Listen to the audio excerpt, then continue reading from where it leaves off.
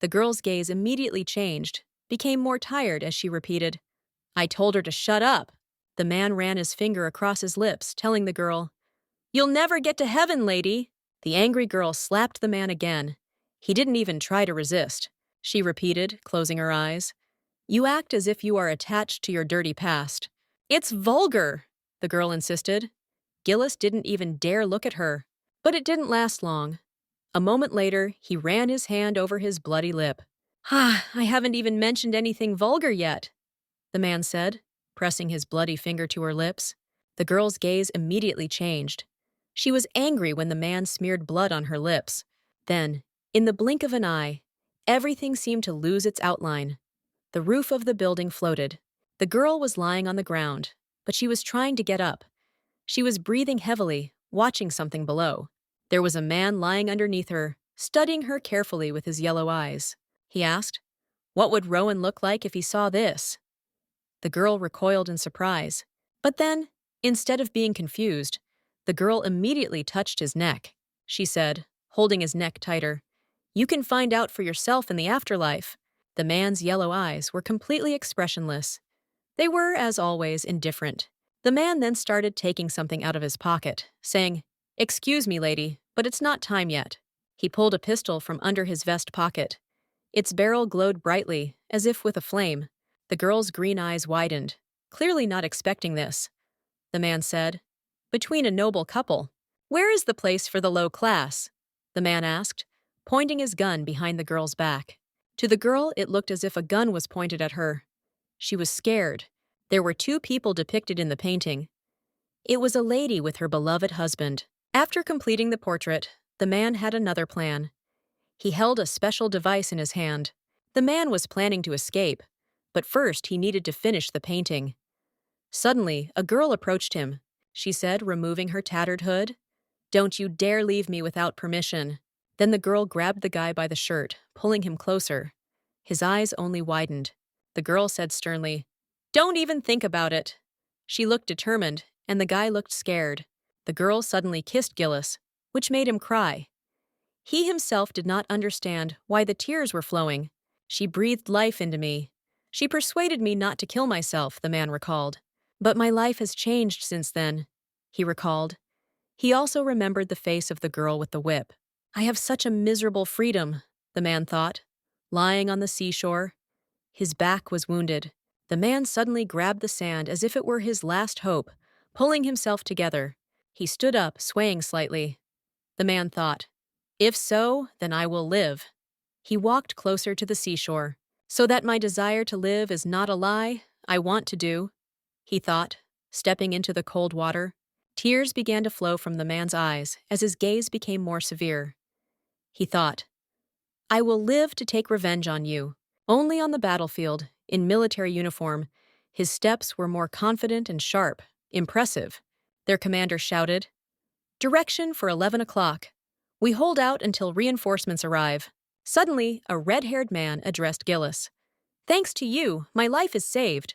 His blue eyes sparkled as he said, "This is the first time I've seen you. What's your name?" This question stumped the man.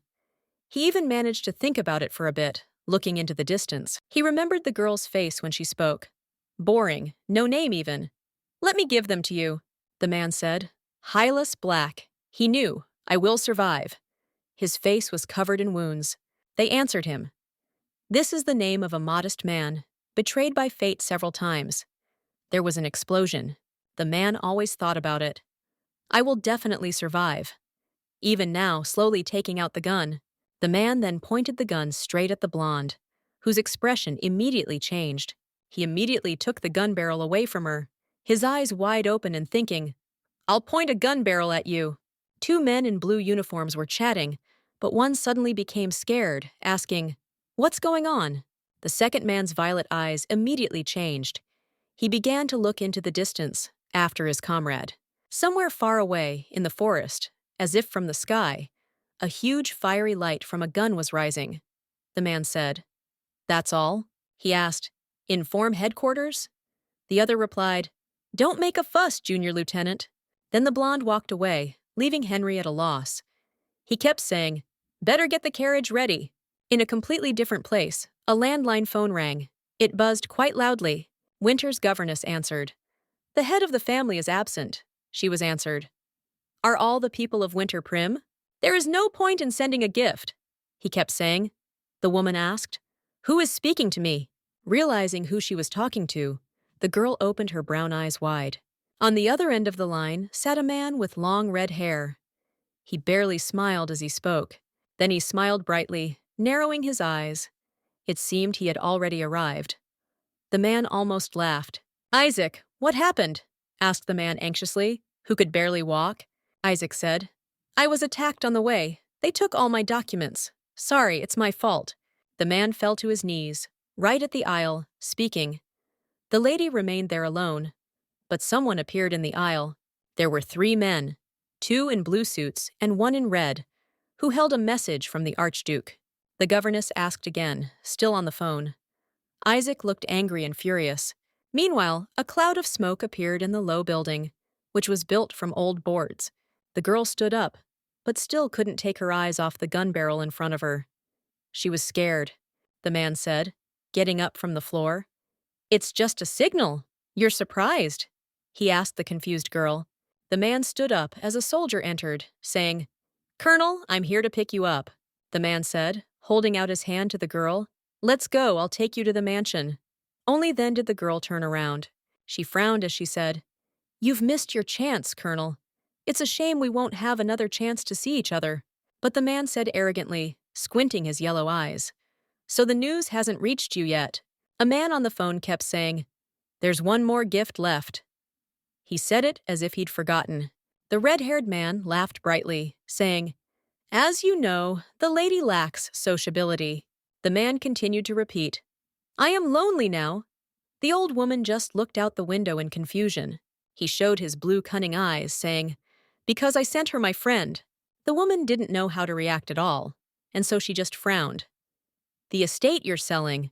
I bought it, said the red-haired man, imagining the abandoned estates in the north, where it is always cold. There will be a ball in 15 days, said the man in the red suit, holding out an envelope. There was one important letter on a huge tray. The man said, The owner is the new owner of the estate. Colonel Gillas Black, the man exclaimed. The estate was rather gloomy, though beautiful. Hearing these words, the blonde opened her green eyes wide, trying to comprehend all the new information. She asked, still kneeling. The Archduke has granted you territory. The man narrowed his yellow eyes, telling her, To your regret, it will be very ugly. If you, as a neighbor, do not attend this ball. The man extended his hand to the girl, and she froze in place. The man in the jewels kept saying, The Archduke asked me to pass this on. This is not an invitation, he added. And at the same moment, the elderly woman hung up the phone from the red-haired man. He just calmly looked out the window, observing what was happening and talking about something. The man with blue eyes smirked slightly, raising one eyebrow higher than the other. He looked sly. Then the girl grabbed the man's hand, barely touching his palm. Obviously, for the sake of decency, she pulled the hem of her dress closer to her and said, In 15 days. The girl looked stern, and her gaze was cold. I will wait impatiently. The weather was raging again. Snowfall swirled in a fast dance of winter, enveloping everything around. The old woman screamed, asking, Madam, are you okay? She almost ran to the lady. We just got a letter. The old woman screamed.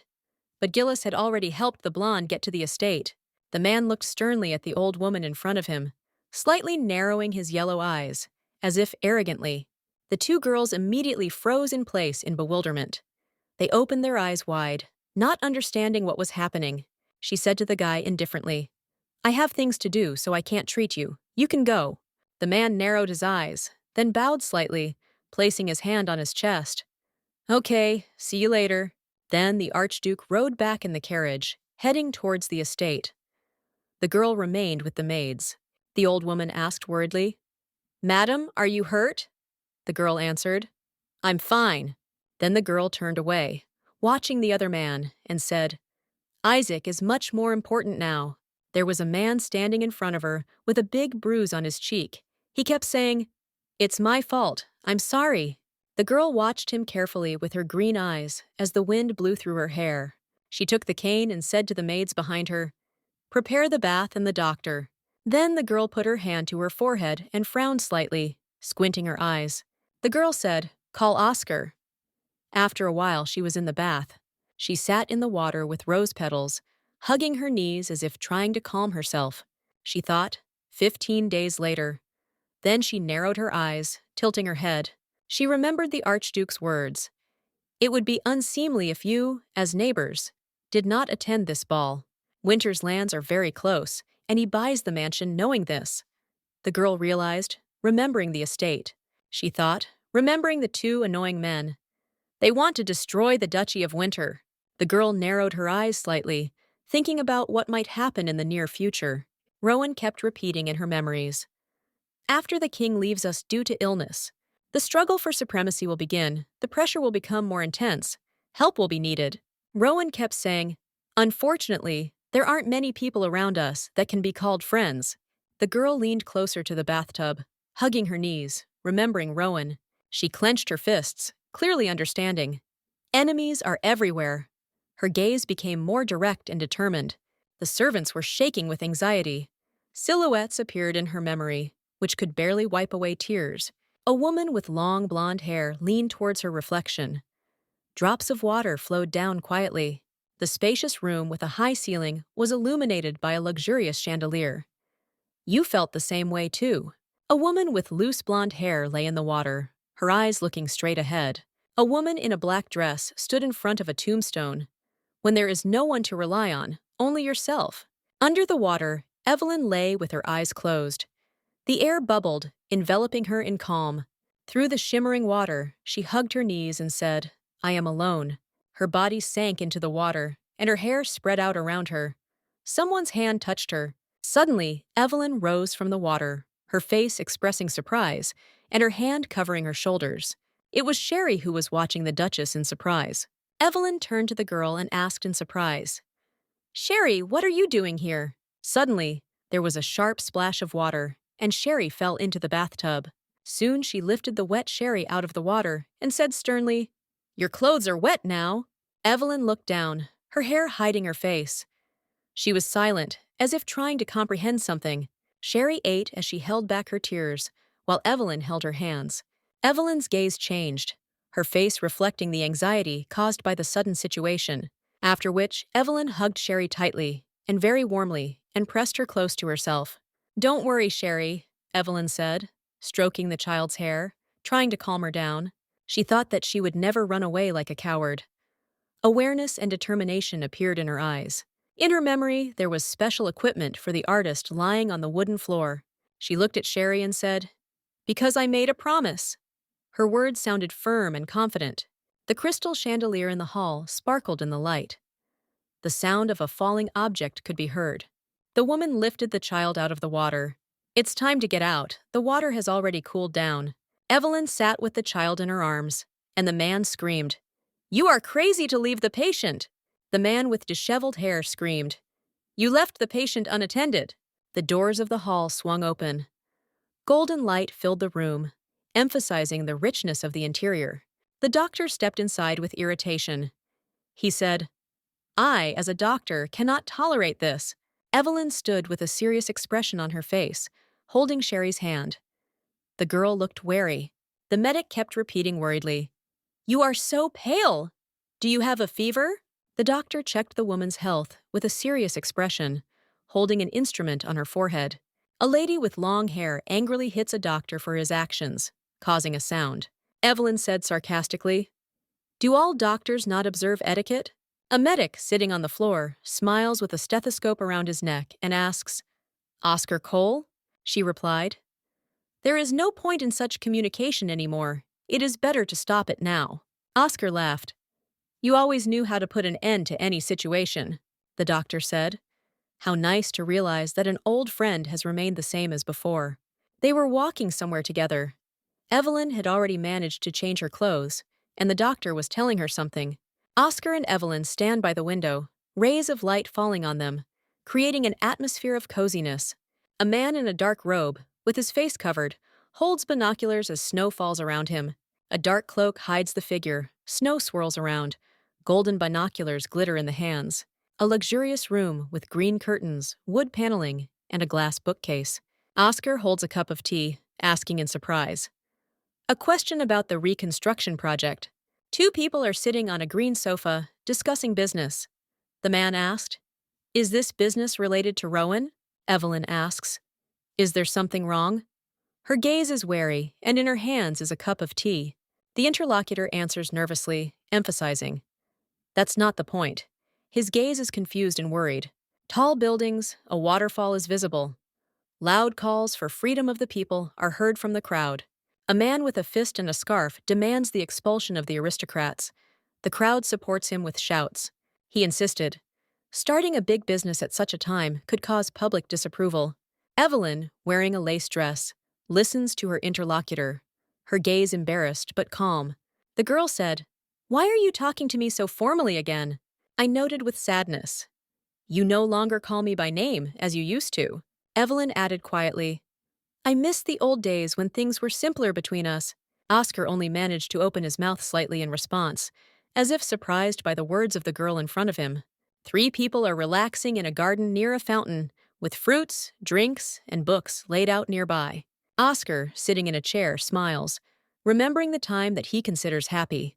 Evelyn looks away with green eyes, her gaze expressing slight surprise. Someone's hand carefully opens the door, looking inside the room where conversations are taking place. A little girl with green eyes and blonde hair in a green dress enters the room. Oscar picks up the girl, laughs happily, and praises her. "You've grown so much!" He holds the girl in his arms, hugging her close, in response to a comment about her behavior. A woman in a smart dress and lace glove drinks tea, remembering the girl as a child. Oscar asked, "How old are you? Did you get the gift your uncle sent you?" "Oscar! You can call me that," he said, and the girl only widened her eyes in response. She grabbed the man's shirt lightly, squeezing it into a childish fist. Oscar watched in surprise. The doctor let her go, saying, "You don't have to tell me if you want. Maybe we can look at the rabbit together?" Having received consent, Oscar could only watch her go, observing her figure with burning eyes. He kept saying, the shock from that time had not yet passed. Even though she was very little when it happened, Evelyn couldn't speak for the first few moments. This event was a blow. The girl couldn't get the image out of her head, where blood was visible on the asphalt, along with fallen leaves. The man kept saying, squeezing the crying girl, "I should have done this earlier. Don't move." And then a man pointed a golden gun. It was clearly not the man who had grabbed the little girl. The man kept saying, "If you move a finger, I will kill your daughter." Evelyn grabbed Rowan with the gun. The voice was full of fury. "Rowan Winter!" But he only opened his blue eyes wider, firing his gun. And then Evelyn, with trembling hands, decided to grab the mug of tea, saying, "If it weren't for Rowan." But she still couldn't hold the mug, which caused it to fall to the ground with a crash. The girl recoiled. Oscar leaned over to Evelyn, saying, "Are you okay?" "You'll get hurt. I'll clean it up myself." Evelyn bowed her head. But then the man looked up at her with surprised turquoise eyes. It was as if he had just realized something. Oscar noticed that she was shaking with fear, with a small tremor. She narrowed her eyes slightly. He asked worriedly, "When was the last time you slept well? And when did you eat?" Then Oscar lightly touched her head, and she immediately began to shake it, covering her eyes. He asked Evelyn worriedly, "Did something happen?" His gaze was full of concern. And then Evelyn looked down, her green eyes clouding over as her hair fell over her pale face. Then she remembered that stern man, whose yellow eyes sparkled brightly and menacingly. Evelyn grabbed Oscar's hand, enveloping it. She spoke to him quietly. "Oscar," the girl repeated, carefully studying the face of the man who got up from the floor. "I have a favor to ask." Meanwhile, outside the window of that place, the snowfall had already passed. All that was left was wet snow, which was easy to play with. That's why Sherry decided to go for a walk. She put on a coat and hummed something along the way.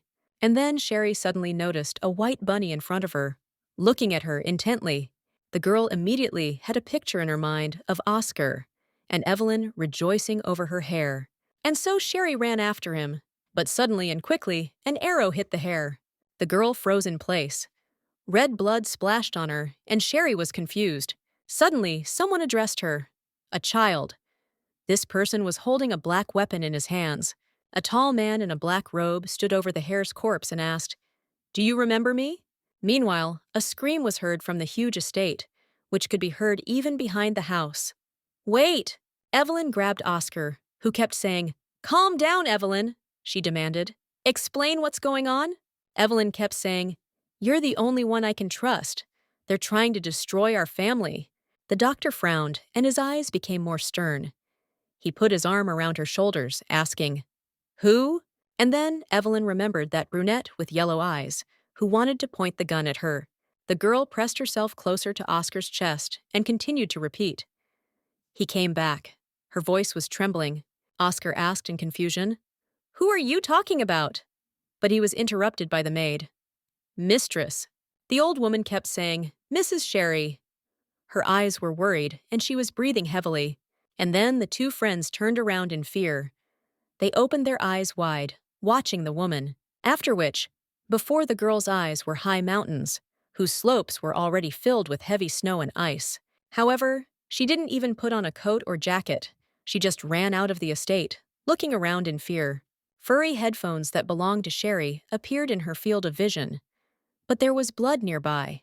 4 people approached the scene cautiously, slowly getting closer. But then the girl's gaze changed completely, became empty. She no longer tried to warm herself up. People were whispering around Rowan's coffin. The Winter family was cursed. Following the previous chapter, even Rowan. After that, people kept saying, "No, the problem is this woman. How did she come about? Her cousins are dying." The girl could only lower her gaze before the tombstone. "She must be a witch," people kept saying. And then the sunlight brightly penetrated through the windows, illuminating everything around. The girl was lying on the floor, still wearing the black dress with the photo. She was looking at the window in front of her, at the trees, but suddenly a small, surprised girl with bright green eyes entered the room. Closing her eyes, the girl said, "I told you not to let anyone in." Apparently, no one listens to the witch. Curling up on the floor, she said thoughtfully, "Go away." Her voice was tired and strained. Then Evelyn asked, "Do you know who your mother is?" The girl's eyes widened even more, and her bangs fell over her face. She said, "When I was young, I killed my cousins and ate my uncle for dinner. I burned everything that was nearby to the ground." Then the girl put her hands on her stomach and said, "I am a monster that eats people. So go away now." But the little girl didn't seem to even think about it. Sherry just put her hand on her mother's head. She took off Evelyn's black veil, revealing the girl's tortured face. There was a deep scratch on her cheek. And then the little girl crouched over her mother's body, and also smiled slightly, touching her with her hands. Looking thoughtfully at the girl noted how her palm rested on her wounded cheek. It seemed like the girl was comforting the monster so that it wouldn't cry. The girl reasoned, looking at Sherry's upset face. And then those eyes, Evelyn remembered. Only her eyes were already drooping because they were so exhausted. They remind me of that happy time that I loved so much. The girl recalled the bright trees. Her eyes narrowed and her brows furrowed. She turned her thoughts to Sherry. She imagined herself hugging the girl and reasoned. Life began, like a dry branch. My last spring. But now, before the girl's eyes, there were only cold, winter lands. It was snowing heavily. The maid who was following the blonde said loudly, "We sent the guards to search everything around." The woman kept saying, "Madam, at a time like this, you must remain calm." Evelyn's gaze was exhausted. She felt sick, but they kept telling her. The kidnapper knew the area well. "I hope Sherry is okay." Looking only forward, she saw only a frozen river in front of her. And then the blonde opened her green eyes wide. Her light hair was already tousled by the wind. On the other side of the river, Rowan stood in front of her, with a little girl clinging to him. The maid kept saying, "They'll find her for sure, but you need to calm down." Evelyn immediately ran across the river. The old woman kept repeating, confused, "You shouldn't go there. It's dangerous." "Madam," she frowned. In front of her, whose eyes were now burning with a bright green fire, looked forward with hope. Her gaze fell on Rowan's face. It was rather blurry, but Evelyn had no doubt. It was definitely him. after which the girl threw herself into the icy water because the ice beneath her had cracked. The maid screamed and called her. She just opened her green eyes wide, thinking, "It can't be." There was a cape on her shoulders. But then Rowan took the girl's hand, and they walked away from Evelyn, who was silently begging. "Don't go!" She came closer and closer, the hem of her dress floating in the river. It couldn't be Rowan, she reasoned. The girl had already crossed the river, so she climbed onto the bank, saying, "Sherry, don't go with him." But Rowan kept going, saying that she was all she had left. Evelyn begged. "Please." Looking at his face, she prayed. But then she screamed sternly, her eyes wide. "Are you going to curse me too? Then take me away!" With a trembling hand, the girl reached for the hem of the man's coat. She screamed, "Better take me!" And then she opened her green eyes wide in fear, because she finally realized something. As if in a daze, she looked up at the man in front of her. Evelyn was kneeling in front of him, clutching the girl. Gillas stood before her, his face covered by a black mask, holding a huge hunting revolver in his hand.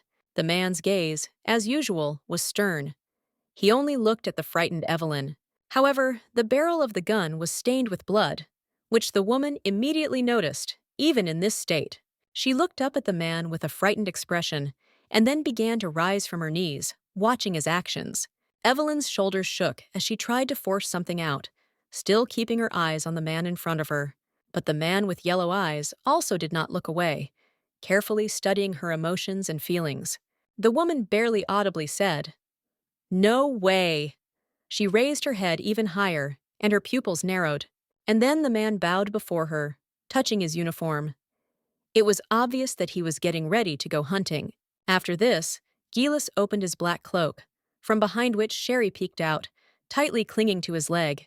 Gillas said calmly, "While hunting, I noticed a suspicious man and shot him, but because of the snowstorm, I missed him. Even just hearing about it again, the little girl couldn't hold back her bitter tears of fear." And then Evelyn sank to her knees again, opening her arms to her frightened daughter. Seeing this, the little girl immediately rushed to her mother, running away from the indifferent Gillas. She hugged her daughter tightly, trying to stop her from shaking, and the man just calmly watched this scene. Soon a maid came running up to them, shouting, "It's dangerous now because of the snowfall. We need to get back to the mansion." Behind the maid walked a man who again said indifferently, adjusting his black collar, "Because of you, my hunt was ruined." The girl thoughtfully opened her eyes, looking at the snow beneath her. She could not utter a word in response, but she still said quietly, hugging Sherry tighter, "Thank you, I lost." Her voice sounded empty. Evelyn ordered, "Take the colonel to the mansion. We should compensate for the ruined hunt." After that, the man lifted his chin higher. His eyes lit up. "It's an honor for me, lady." Then he turned away from Evelyn. Two servants were helping the child, and the woman was suddenly addressed. Oscar shouted excitedly, "Are you out of your mind? Crossing the river in the snow.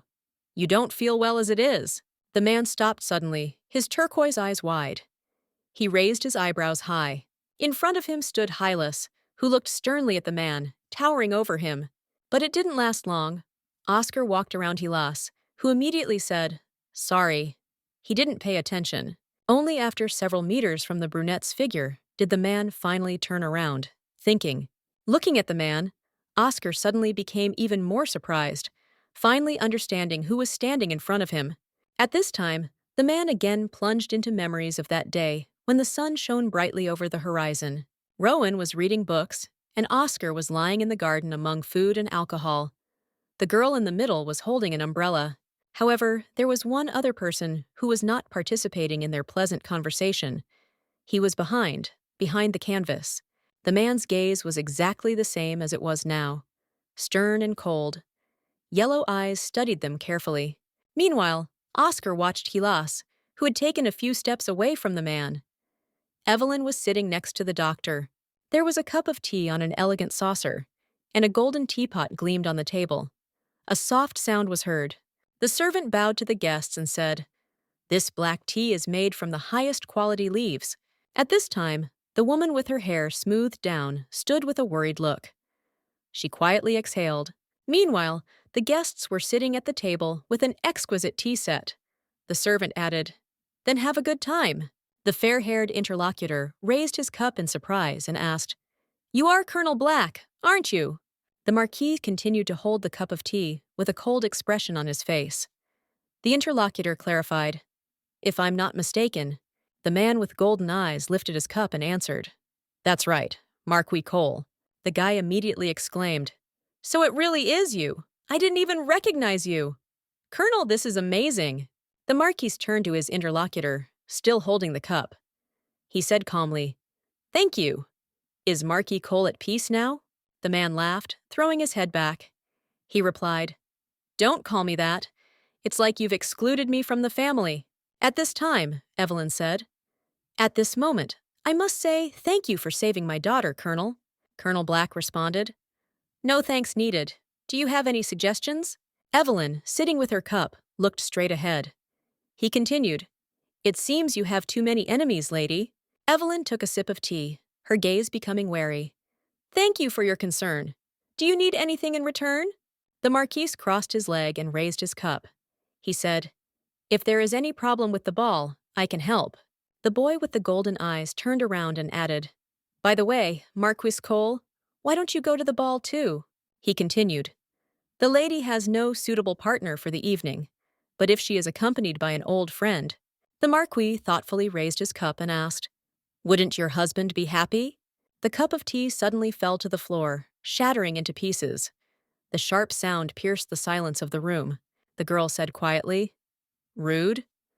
Although the world has changed a lot, such a thing as status still exists, as before.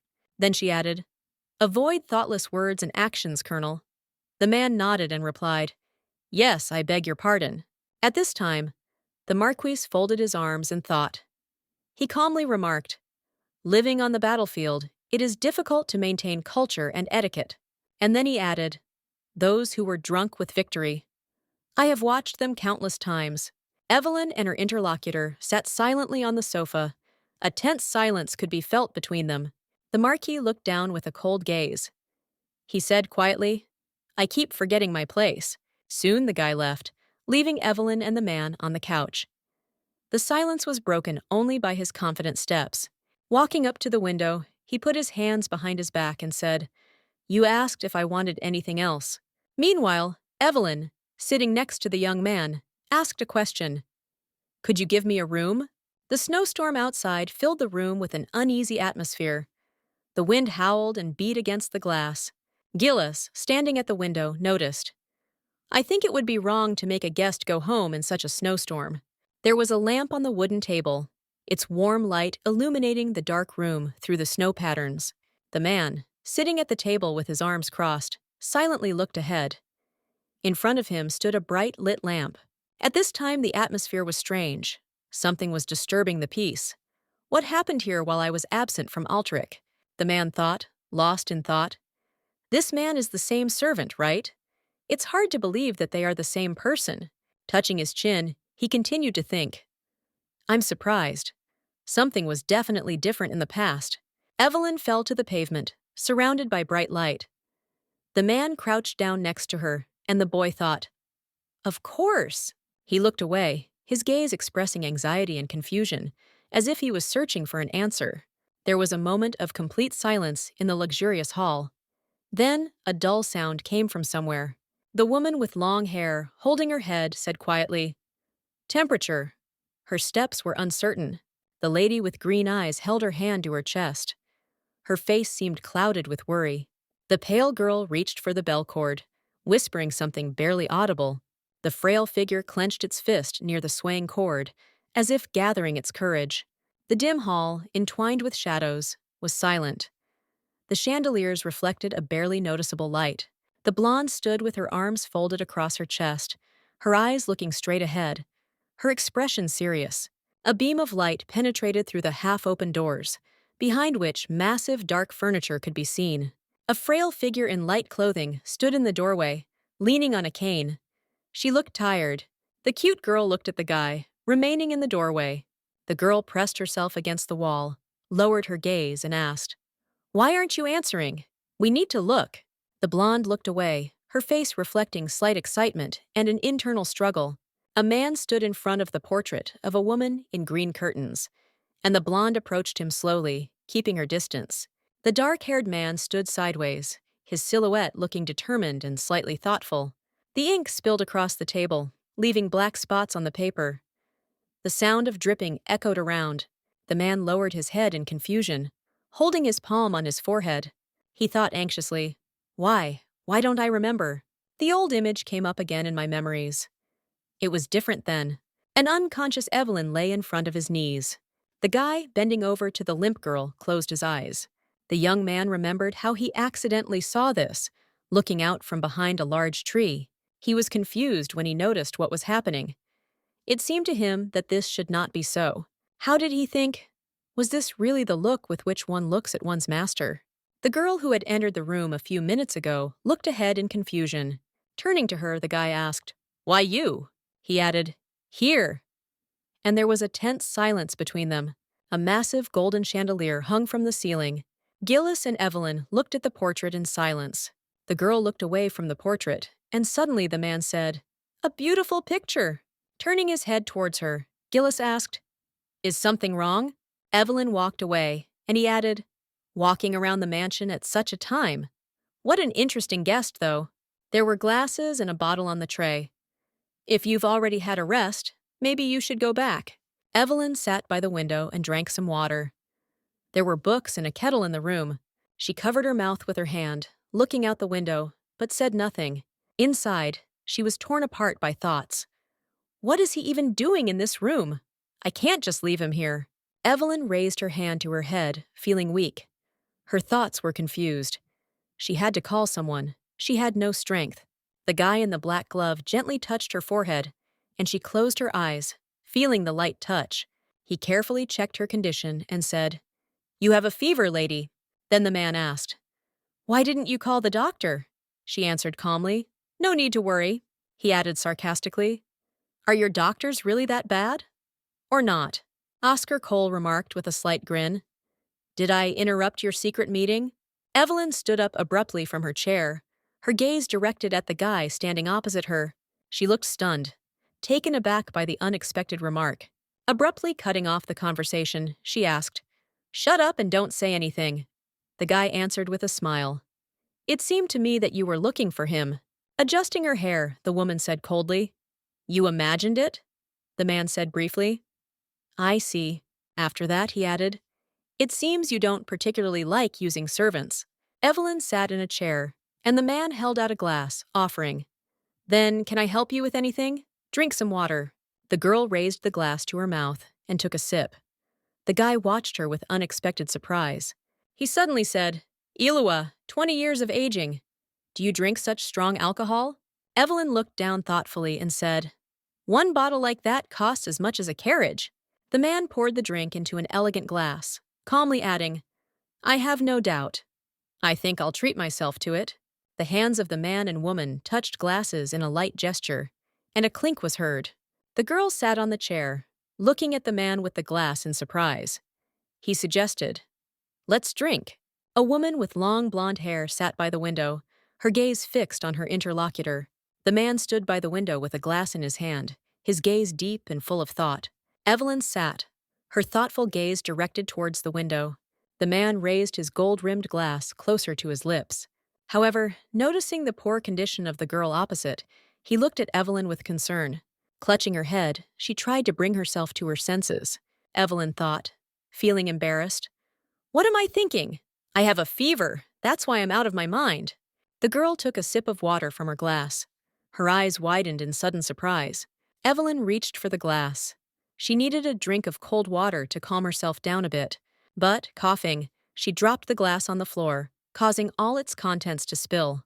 Noticing this, the guy turned his gaze in surprise to the girl, who continued to cough. Gillas raised his head and took a step closer. He pressed his lips together.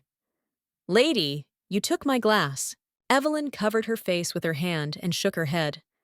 My head was pounding. My throat. It was burning so much. The man poured liquid into a glass. He said, "But don't you drink it often?" Evelyn bowed her head, and the man in black gloves supported her chin. The girl lowered her face to the glass. He said, "You, as always, make me worry." The guy raised the glass to Evelyn's lips. She took a few sips with barely noticeable trepidation. Gillas looked down, his voice calm. That should help a little. Evelyn's eyes narrowed slightly, her cheeks flushed, her breathing quiet and ragged. Gillas looked down at the girl. Mistress, he said quietly, barely containing his emotions. Evelyn's hand gently touched Gillas's neck. He froze, listening to her touch. Gillas froze as Evelyn gently touched his face with her hand. He froze as Evelyn gently touched his face with her hand.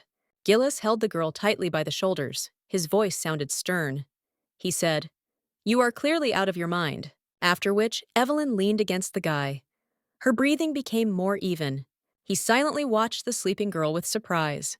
Evelyn seemed completely relaxed in his arms. After which, Gillas transferred Evelyn to the room with the fireplace, which illuminated the entire room. Evelyn slept on the soft sofa, covered with a dark blanket, warmed by the fireplace. Meanwhile, the guy watched the sleeping girl, remaining motionless. The man stood, his gaze directed towards the door. He slightly opened the massive door, leading from the room to the corridor. His gaze lingered, as if something had stopped him. The woman's quiet silhouette was illuminated by a dim light. He thought, silently looking ahead. Suddenly, a thin female hand touched him and pulled him towards itself. The man turned around in confusion and noticed Evelyn there, after which she rose up, looked after the man who was leaving, and reached out after him. Her pale face expressed fatigue. She whispered, "I am very cold." Gillas lowered his head, avoiding his gaze. Evelyn called him softly, "Gil." The doors creaked, revealing a bright opening and filling the dark hall with a cold glow, after which the girl fell asleep. The shot broke the winter silence, leaving an echo in the air. A blonde girl stood in a winter forest with a gun. In front of her was the carcass of a red fox. She picked up the fox's carcass and thought, a red fox. Maybe she could make a scarf out of it? A light breeze touched her face. She whispered thoughtfully, "Number." The man walked away, his silhouette dissolving in the light. The thought hovered. This fur would suit him better. The girl walked along the snowy road. Her steps were light, accompanied by a melodic chant. She stopped and turned, her gaze frozen. She was surprised.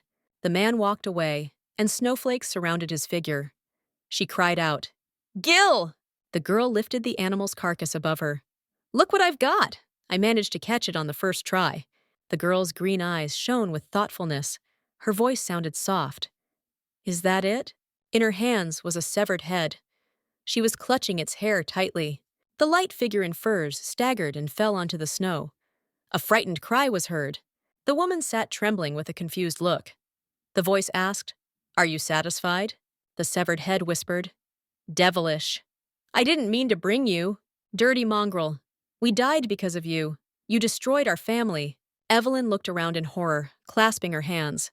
She cried out, "No, I didn't do it. The blond man extended his gloved hand. She touched it cautiously, hesitating. The blond man held out his hand carefully. He said, "Poor thing." Evelyn, looking up excitedly, said quietly, "Rowan." Tears glistened in her eyes. The man in the suit lowered his head, his voice sounding soothing. "Don't worry about anything anymore." Rowan picked Evelyn up in the winter forest. He said, "I will protect you." The girl turned around to face Rowan. She let out a quiet cry. Rowan held Evelyn in his arms in the winter forest. She whispered, "Gil." Gillas stood alone in the light, looking into the distance, for a moment. He continued walking across the glowing field, his figure moving away, dissolving into the light. Rowan carried Evelyn across the blood-stained ground, his steps heavy but sure. However, Gil's phantom figure continued to move away from the other person's field of vision. Watching the guy walk away, the girl shouted one last time, "Gil!" After which, Evelyn opened her eyes. She was lying on her side, touching her face with her hand. She couldn't understand what was happening, when suddenly someone asked, "Are you awake?" The colonel was reading a book, and the Duchess was sleeping on his lap the whole time. The guy said, "It looks like you were having a nightmare." Gil held the book in his hands, his expression still thoughtful. The white-haired girl looked puzzled and somewhat worried as she watched him. Evelyn looked at the man. She stood up and whispered, "I didn't talk in my sleep." The guy put the book on the floor and answered calmly, "No, not at all." The man carefully applied a wet towel to the girl's hot forehead, observing her condition. But in any case, the temperature became lower when you slept. Rest. Lying, Evelyn opened her eyes, barely audibly saying, "Outside! Servants!" Her voice was barely audible.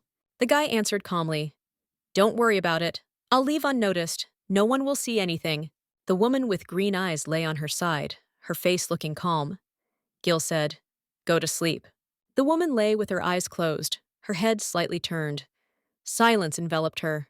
The man in the white shirt looked down. She thought, "Gil no, Colonel Black." The chandelier sparkled under the ceiling. She was thinking, "What are you thinking about now? You were always so caring."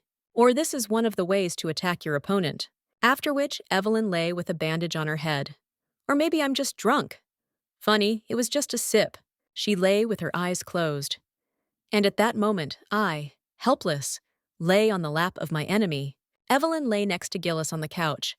Why, I feel so calm. The sun's rays illuminated the horizon. There were a few fluffy clouds in the sky, creating a warm picture, view of the castle in the morning light. The silence of the morning was filled with calm and soft light of the sun. A man in a cloak and hat stood at the door with a weapon in his hands. The servant said, "The carriage? No need." The man with bright eyes raised his head to the sun. He said, "I'll take a walk, it's good for me." A dark figure in a long cloak was walking along the snow-covered road outside. The snow was falling softly. Evelyn lay on the bed, her hair swaying slightly. The room was silent. The girl rose with difficulty. Her room was flooded with pleasant morning sunlight. Evelyn clutched her head. She looked confused and slightly weakened. The sun's rays penetrated the room. The girl looked out the window, her hair shining in the golden light. She walked barefoot across the sunlit floor, her dress softly touching the tiles.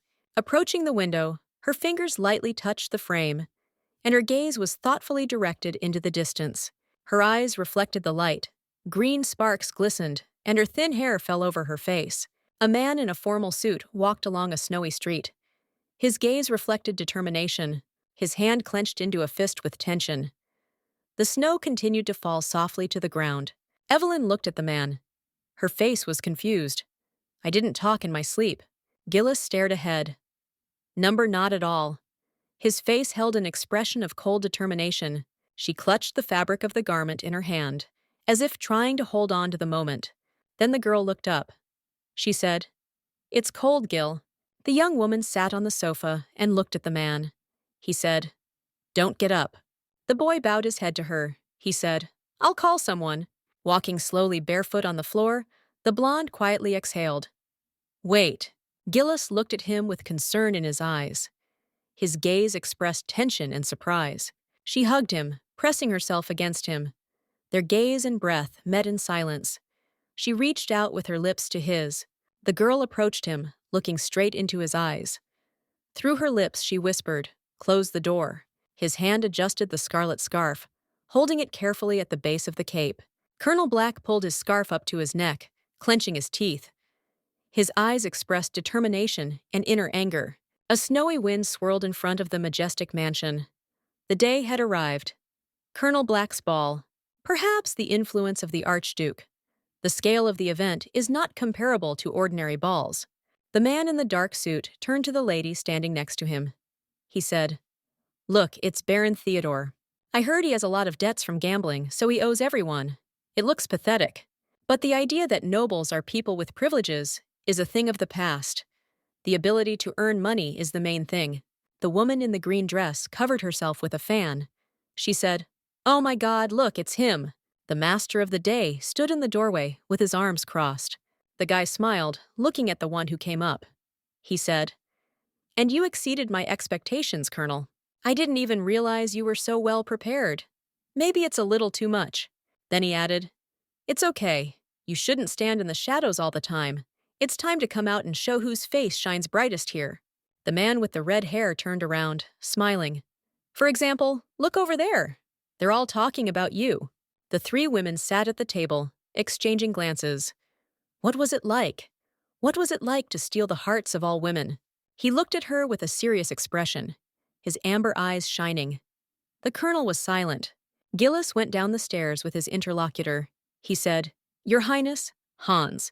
He stopped and looked forward thoughtfully. His appearance was majestic and unapproachable. A dark figure approached the window, standing out against the bright light. He said nothing, the servant reminded. "Madam, the time indicated in the invitation is about to arrive." The blonde looked at the dresses on the hanger. "It's time for you to go. You should hurry up with choosing a dress." She was silent, her fingers on her dress. Tension hung in the air. She sighed heavily. "I don't like anything. It can't be. These are all expensive dresses from the most prestigious store. Peridot is an expensive gemstone. That's not what I mean. Wilson, bring me a dress from my closet." "Which one?" The woman humbly closed her eyes and calmly answered the servant, so that there would be no confusion. Her green eyes pictured the beautiful, patterned cabinet standing in the other room. "There is only one set." In the foreground, the doors of the wardrobe with patterns were visible. The carriage wheel creaked, creating a loud sound. There was a man standing next to the carriage. He said, "Finally, they arrived." The man suggested, "Let's meet them together, Colonel." The guy stood there, looking thoughtfully to the side. He added, "I've prepared a gift." Sonia stepped onto the wooden podium in front of the palace. To the most noble woman of Altric, Gillas stood with a serious expression on his face. His eyes sparkled, reflecting the inner tension. The girl stood in the center of attention, her exquisite dress emphasizing the sophistication of her image. She stood in front of the carriage in a luxurious dress. Lady Perez had arrived. "Greetings, His Highness the Archduke. I wish you prosperity." The Archduke's relative, Sonia Perez. "Sonia, no need to be so formal. You're like a little sister to me. Colonel, would you mind escorting the lady?" Such beauty could not be found even if you searched the entire continent. However, the man remained silent to this remark. Sonia looked up at the thoughtful man with admiration. Her face expressed interest. He stood in front of the girl, looking her straight in the eyes. He said, "It's a great honor to meet you." The man added, "I am Gillas Black, in the service of His Highness the Archduke." She looked away, slightly confused, and replied, "Yes, I've heard a lot about you, Colonel Black." He bowed his head, trying to express modesty. He said, "Although I am not quite suitable for this role, but—" The girl looked at the offered hand. "Could you do me the honor of accompanying you?" She froze, her face flushed with excitement, her eyes radiating confusion and anticipation. Sonia hesitantly extended her hand, her fingers shaking slightly as she brought her palm closer to the other. The carriage wheel stopped abruptly. The last guest had arrived. A gold-framed carriage stopped near a pair of aristocrats, after which they announced, "The last guest, the landowner Winter." Hearing this, the girl turned around. Gillas's amber gaze, directed at the stranger's carriage, suddenly turned cold. The girl stepped heavily onto the wooden stand and climbed out of the carriage. Sonia Perez's gaze expressed confusion and incomprehension due to the alien appearance. The red-haired guy chuckled. She was mistaken and came to the wrong monastery. Partially hiding her face under a mourning veil, a girl approached the aristocrats. Lady Evelyn Winter. Her image expressed mourning, composure, and carefree pride, spreading to all those present. "I definitely received an invitation. Or do you think that the owner of the Winter Mansion became a nun?" People were whispering. She appeared in mourning clothes. "Is she sane?"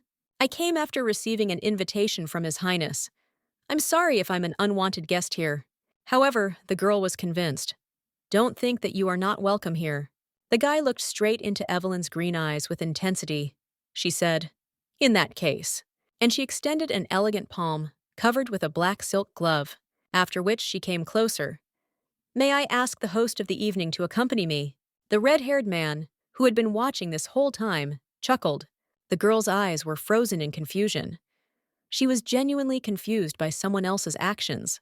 Gillas's amber cold eyes stared impenetrably at the stranger's face, and Evelyn, raising her emerald gaze, expressed a sincere desire in her request. After some hesitation, the guy finally took the stranger's hand into his own, and, pulling her closer, he kissed her gallantly. "It's an honor for me." Leaving behind Sonia and the red-haired youth, the couple walked on. "Then, let's go." The girl turned around in confusion to watch the departing couple. As she watched Evelyn's silhouette recede, she thought, "This woman is like..." Her hands nervously tugged at the hem of her dress. Which? The richly furnished hall was decorated with a beautiful wall chandelier, illuminating everything around. Evelyn and Gillas entered the hall holding hands. The last guest. The girl held the stick as she walked further into the hall. Lady Winter enters. How could she even have the courage to show up here? Besides, she's dressed in mourning clothes. People continued to whisper, watching the girl. She must be crazy. Even though Evelyn heard all these discussions, she only meekly closed her eyes and chuckled. Thank you for agreeing to walk me home. It seems that, thanks to you, everyone is jealous of me, the girl asked. How do you feel about being the main character of this ball?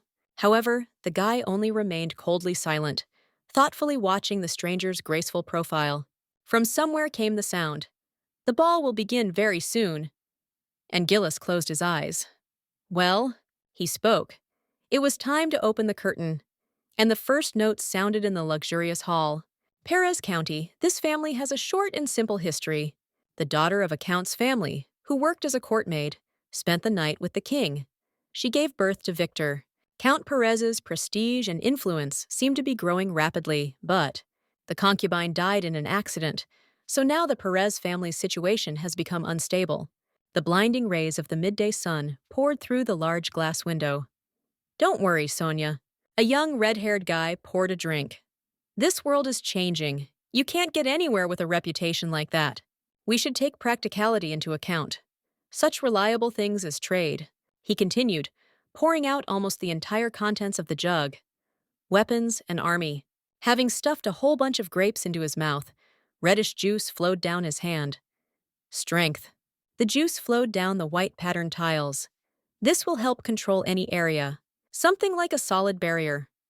The tense figure of the dark-haired man with the broken amber gaze stared into the void. Then, with sparkling pinkish irises, the girl looked at Gillas. He asked, Is everything okay? She hesitated. The guy gallantly extended his hand to her. If you feel uncomfortable, I don't insist. Hearing this, Sonia finally put her neat white glove into someone else's black one. She quickly justified herself. No, I just thought for a moment. A smile lit up her face. I'm glad you asked me to dance first. Colonel Black. There was a murmur in the crowd. Look, Lady Perez is dancing with Colonel Black. They look very handsome together. I think the rumors that Count Perez has his sights set on such a son-in-law are true. A peachy blush appeared on her cheeks, and her eyes sparkled. Music began to play in the hall. This big and strong hand. It feels like it will never let go, no matter what danger threatens, the girl continued to think. His unknown origin, though, is a disadvantage. But it doesn't matter much now. On the other hand, the once great Duchy of Winter was treated so coldly here. I can't believe it. Swirling her champagne in a glass, Evelyn thought regretfully. Boring. They dance quite well. The ball will go well if you manage not to disgrace yourself while dancing. Gillas watched his dance partner coolly, a few strands of hair falling across his concentrated face. Finally, raising the glass of alcoholic drink to her mouth, the girl took a sip. An old image of Gillas appeared in her memories. Do you want to dance with me? It's not wise, mistress. There's only a week left until the ball. I have very little time. That's because you've been playing hooky. The girl impatiently extended her hand to the worried guy. She said, just shut up and follow me. Smiling stupidly, the guy with an amber and mischievous look glanced at the stranger's hand. When dancing, you should be careful not to step on another person's foot. Make sure the movements are smooth. The guy carefully held Sonia by both hands. And the eyes always. Look at the partner. Evelyn continued to drink her champagne, looking at the couple. A memory came to her of learning to dance with a guy. Like being in love. Carefully leaning on someone else's shoulder, Sonia arched her back beautifully. Her hand lay in Gillas's. However, despite the pleasant dance, the guy's gaze directed at Evelyn seemed clouded. Noticing this, the girl pulled the glass closer in surprise and stared at Gillas. Suddenly, from around the corner, someone called out to her, Lady! And she turned her gaze to the source of the sound. A red-haired guy in a beige suit came around the corner. He stopped, holding his hands behind his back. 2 waltzes have already been played, and you haven't even stood up. What a waste of time. Didn't anyone ask you to dance? I'm not the right person for such entertainment, the crowd whispered.